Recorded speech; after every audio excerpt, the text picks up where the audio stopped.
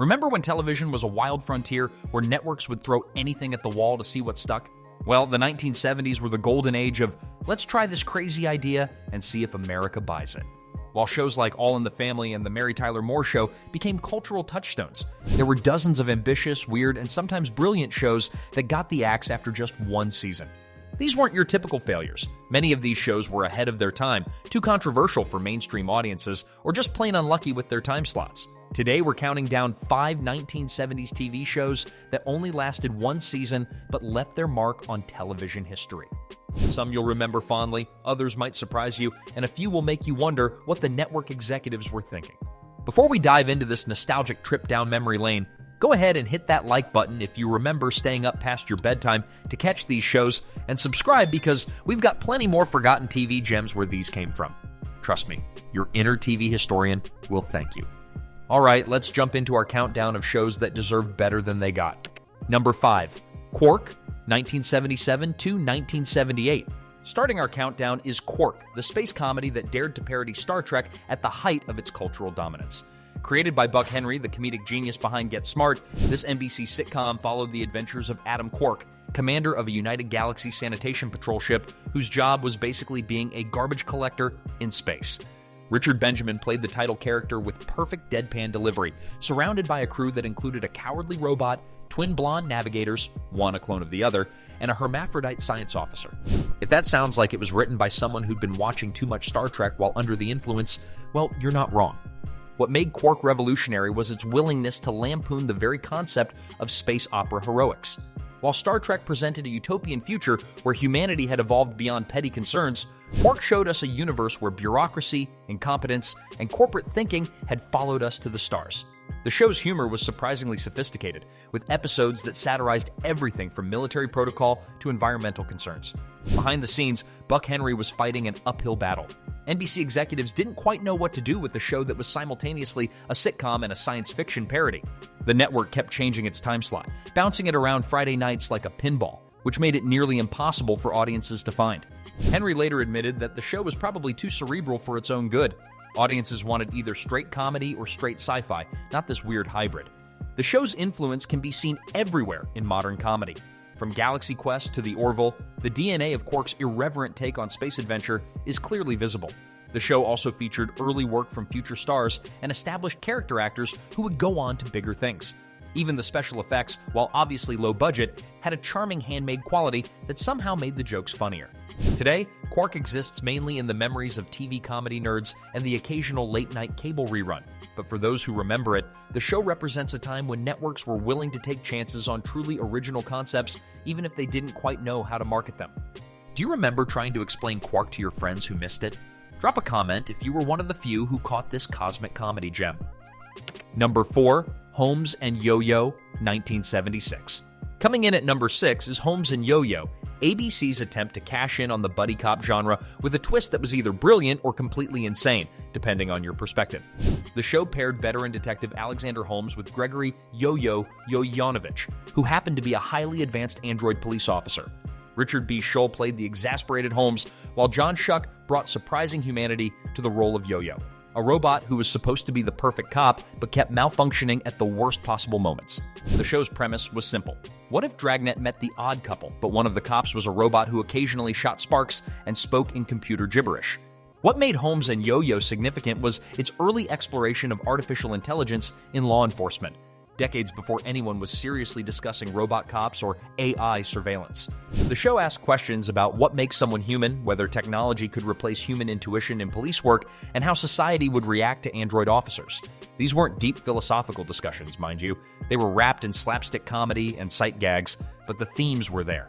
Behind the scenes, the show was plagued by technical difficulties that mirrored Yo-Yo's on-screen malfunctions. The robot effects were primitive even by 1976 standards, and the writers struggled to balance the comedy with the police procedural elements. Leonard Stern, who had created Get Smart, was brought in as executive producer, but even his comedy expertise couldn't save the show from its fundamental identity crisis. The show's cultural impact was minimal at the time, but it's fascinating to watch now as a time capsule of 1970s attitudes toward technology and policing. Episodes dealt with everything from computer dating to electronic surveillance, topics that seemed like science fiction then, but are everyday reality now. The show also featured guest appearances from actors who would later become household names. Holmes and Yo-Yo was canceled after just 13 episodes, but it paved the way for later shows that would successfully blend comedy with science fiction concepts. You can see its influence in everything from Sledgehammer to Brooklyn Nine-Nine's more absurdist moments. Number 3. The San Pedro Beach Bums, 1977. At number 3, we have the San Pedro Beach Bums, ABC's attempt to capture the laid-back California beach culture that was sweeping the nation in the late 70s.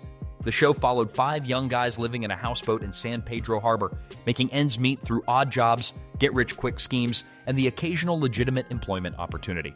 Created by Aaron Spelling and Douglas S. Kramer, the same team behind Charlie's Angels and The Love Boat, the show starred Christopher Murney, Jeffrey Druce, John Mark Robinson, Krista Rose, and Stuart Penkin as the titular beach bums. Each character brought a different personality to the group.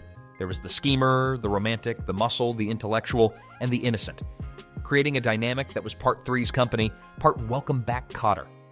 What made the San Pedro Beach Bums significant was its attempt to romanticize the alternative lifestyle movement that was gaining popularity in the 1970s. While most sitcoms focused on traditional family structures or workplace dynamics, this show celebrated the idea of young people rejecting conventional career paths in favor of freedom, friendship, and fun. It was essentially a sitcom about dropping out of the rat race, which resonated with audiences who were questioning traditional American values. Behind the scenes, the show was Spelling's attempt to tap into the youth market that had made shows like Happy Days and Laverne and Shirley so successful. The producers wanted to create a show that would appeal to both teenagers who identified with the characters' rebellious spirit and adults who were nostalgic for their own carefree youth. The show featured plenty of physical comedy, romantic entanglements, and the kind of harmless mischief that made for perfect family viewing. The show's cultural impact was limited by its brief run, but it captured a specific moment in American culture when the counterculture movement was being sanitized for mainstream consumption. The Beach Bums weren't real rebels. They were lovable rogues who always learned their lesson by the end of each episode. Episodes dealt with everything from environmental conservation to helping elderly neighbors, showing that even dropouts could be good citizens. Despite the Spelling pedigree and a primetime slot, the San Pedro Beach Bums never found its audience. The show was caught between competing demographics, too juvenile for adults, too tame for teenagers looking for authentic rebellion. ABC canceled it after just one season, though it continued to air in reruns for several years. The San Pedro Beach Bums remains a fascinating time capsule of late 1970s California culture, when the beach lifestyle was being packaged and sold to mainstream America. The show's legacy lives on in later beach-themed comedies and in the memories of viewers who remember when living on a houseboat and avoiding steady employment seemed like the ultimate American dream. Today, the show seems almost quaint in its portrayal of alternative lifestyles, but it represents an important moment when network television was trying to understand and capitalize on changing social values. In an era when shows like Workaholics and It's Always Sunny in Philadelphia celebrate slacker culture, the San Pedro Beach Bums looks like an early attempt to make laziness lovable. Number 2, The Waverly Wonders, 1978. Coming in at number 2 is The Waverly Wonders, NBC's attempt to capture the magic of the Bad News Bears in a high school basketball setting. The show starred Joe Namath as Joe Casey, a former pro basketball player turned history teacher and coach of the worst basketball team in Wisconsin high school sports.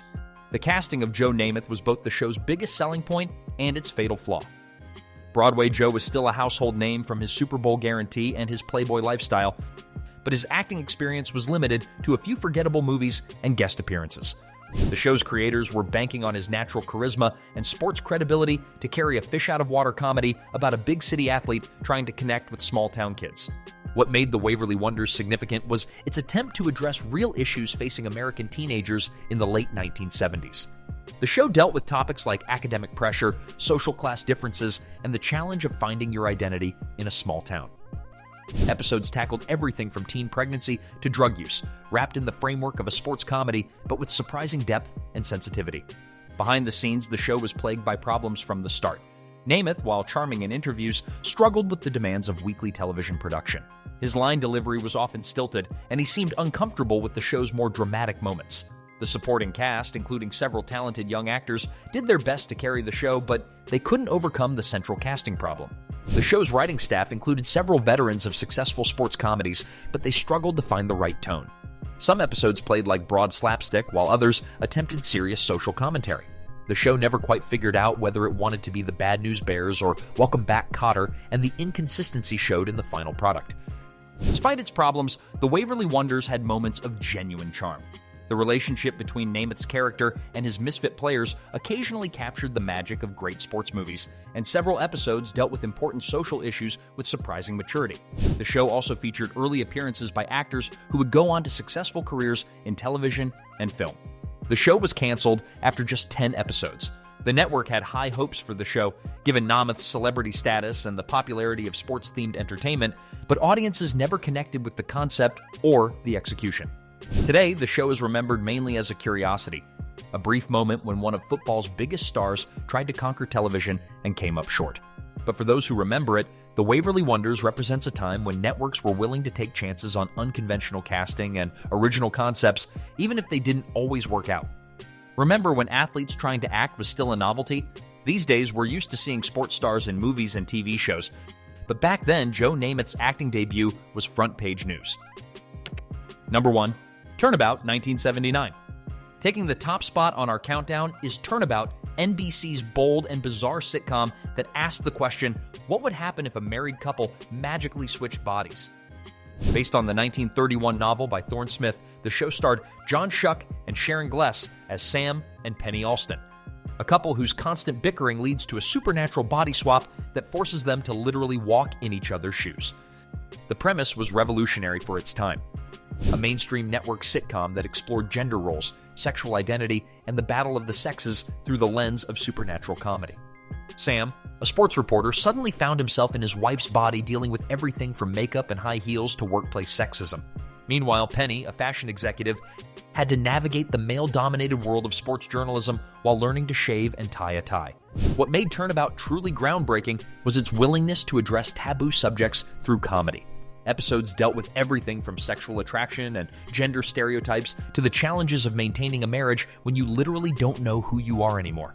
The show asked questions about what makes us male or female, whether gender roles are natural or learned, and how well we really know our spouses. Behind the scenes, the show was a constant battle between creative ambition and network censorship.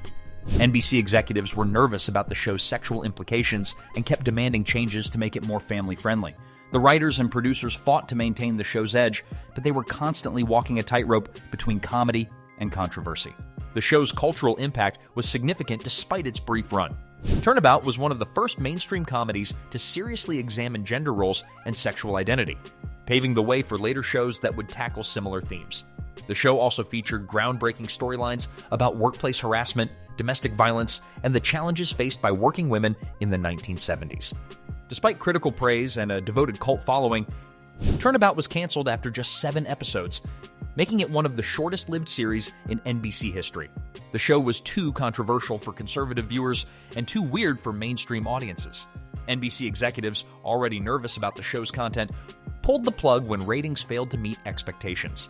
The show's legacy lives on in the occasional rerun and in the memories of viewers who appreciated its bold approach to gender and sexuality.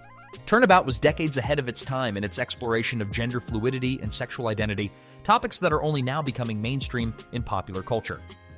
Today, Turnabout seems like a lost classic, a show that was too innovative for its own good. In an era when shows like Transparent and Orange is the New Black are winning awards for their exploration of gender and sexuality, Turnabout looks like a pioneer that deserved a longer run. The show remains a fascinating time capsule of late 1970s attitudes toward gender and marriage. A reminder that television has always had the power to challenge social norms and make us think about who we are and how we relate to each other. And there you have it, 5 1970s TV shows that burned bright and fast, leaving behind memories, influence, and a whole lot of what-if scenarios. These shows remind us that television has always been a medium willing to take risks, even if those risks don't always pay off. Which of these forgotten gems do you remember watching? Did any of them leave a lasting impression, or are there other one-season wonders from the 70s that we missed? Drop a comment below and let us know. We love hearing from fellow TV history buffs who remember when television was willing to be truly weird. Don't forget to hit that like button if this trip down memory lane brought back some forgotten favorites, and subscribe for more deep dives into the shows that time forgot. Thanks for joining us on this nostalgic journey through television's graveyard of good intentions and bold experiments. Until next time, keep watching the weird stuff. You never know what forgotten gem you might discover.